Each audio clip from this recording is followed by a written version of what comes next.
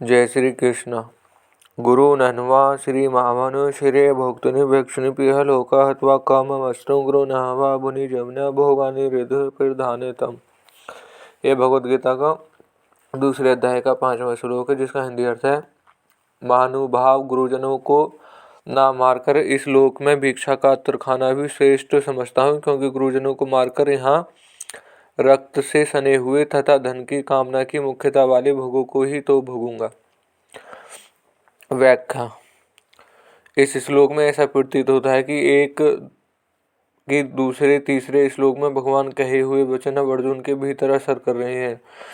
इससे अर्जुन मन में यह विचार आ रहे हैं कि भीष्म, द्रोण और गुरुजनों को मानना धर्मयुक्त नहीं है। ऐसा जानते हुए भगवान मुझे बिना किसी संदेह के युद्ध के लिए आज्ञा दे रहे हैं, तो कहीं ना कहीं मेरी समझ में ही गलती है।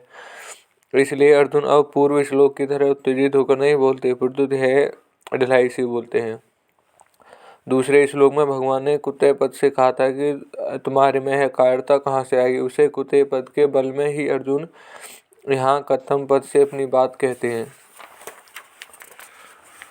अब अर्जुन पहले अपने पक्ष को सामने रखते हुए कहते हैं कि अगर भीष्म, द्रोण और पूज्य जनों के साथ युद्ध नहीं करूंगा तो दुर्योधन भी अकेला मेरा साथ युद्ध नहीं करेगा। इस तरह युद्ध ना होने से मेरे को राज्य नहीं मिलेगा, जिससे मेरे को दुख पाना पड़ेगा। मेरा जीवन निर्वाह भी कठिनता से होगा। यहाँ तक कि क्षत्रिय के लिए निषिद्ध जो भिक्षा व्रत है उसको भी जीवन निर्वाह के लिए ग्रहण करना पड़ सकता है, परंतु गुरुजनों को मानने की अपेक्षा मैं उस कष्टदायक भिक्षा वृत्ति को भी ग्रहण करना श्रेय समझता हूँ। इस श्लोक में कहने का तात्पर्य है कि यद्यपि भिक्षा मांगकर खाने से इस संसार में मेरा अपमान तिरस्कार होगा, लोग मेरी निंदा करेंगे, तथापि गुरुजनों को मानने की अपेक्षा भिक्षा मांगना श्रेष्ठ है।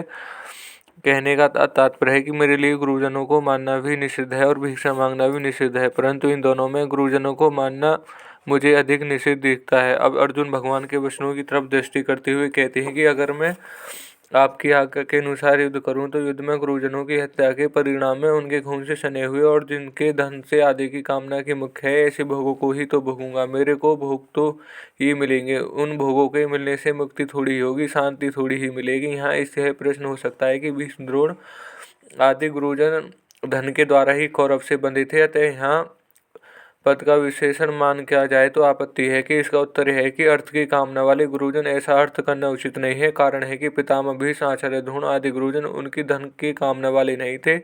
वे तो दुर्योधन के वृत्ति भोगी थे। उन्होंने दुर्योधन का अन्न खाया था, अतः युद्ध के समय दुर्योधन का साथ छोड़ना कर्तव्य न समझकर ही कौरव के पक्ष में खड़े हुए थे।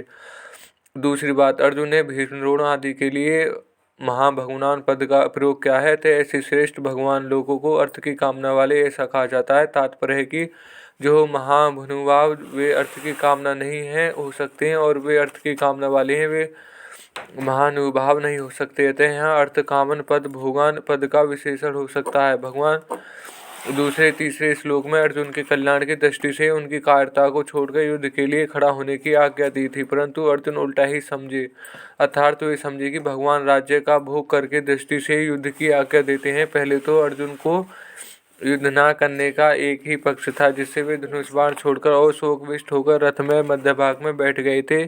पहले अध्याय का 37वां श्लोक। परंतु युद्ध करने का पक्ष तो भगवान से कहने से ही हुआ। तात्पर्य है कि अर्जुन का भाव था, हम लोग तो धर्म जानते हैं पर दुर्योधन आदि को धर्म नहीं जानते, इसलिए वे धन राज्य आदि के लोभ से युद्ध करने के लिए तैयार खड़े हैं। अब वह वही बात अर्जुन यहाँ अपने लिए कहते हैं कि अगर मैं आपकी आज्ञा के अनुसार युद्ध करूँ तो परिणाम स्वरूप से गुरुजनों ने रक्त से सने हुए धन राज्य आदि को ही प्राप्त करूंगा। इस तरह अर्जुन को युद्ध में करना बुराई ही बुराई दिखाई दे रही है। जो बुराई बुराई के रूप में आती है उसको मिटाना बड़ा सुगम होता है, परंतु जो बुराई अच्छाई के रूप में आती है उसको मिटाना बहुत बड़ा कठिन होता है। जैसे सीता जी के सामने रावण और हनुमान जी के सामने कालनेमी राक्षस आए तो उनको सीता जी और हनुमान जी पहचान नहीं सके, क्योंकि उन दोनों का वेश साधुओं का था। अर्जुन की मान्यता से युद्ध रूप कर्तव्य कर्म करना बुराई है और युद्ध ना करना भलाई है। अर्जुन मन में रूप भलाई के वेश में कर्तव्य त्याग रूप बुराई है, मैं उनको कर्तव्य रूप त्याग करके बुराई बुराई के रूप में देख ही रही है, क्योंकि उनके भीतर शरीरों का लेकर बड़े मोह है। तय हम इस बुराई को मिटाने में भगवान को भी बड़ा जोर पड़ रहा है और समय लग रहा है। आजकल समाज में एकता के बहाने वर्ण आश्रम की मर्यादा को मिटाने की कोशिश की जा रही है, तो बुराई एकता रूप व अच्छाई के बीच में आने से बुराई रूप से नहीं दिख रही है। अतः वर्ण आश्रम की मर्यादा मिटने से परिणाम में लोगों का कितना पतन होगा, लोगों में कितना आसुरभाव आएगा, इसकी तरफ दृष्टि ही नहीं जाती। ऐसे ही धन के बहाने लोग झूठ, कपट, बेईमानी, ठगी, विश्वासघात आदि दोषों को भी दोष रूप से नहीं जानते।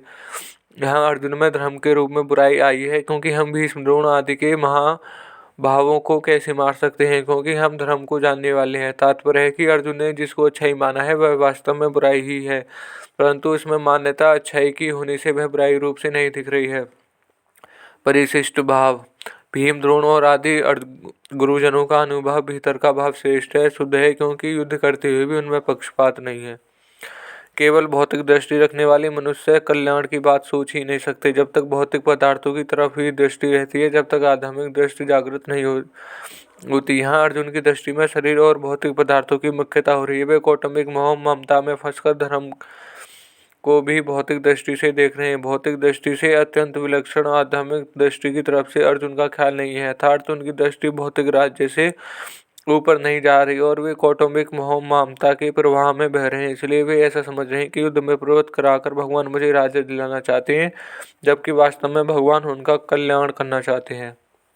यह श्लोक यहीं समाप्त होता है। धन्यवाद।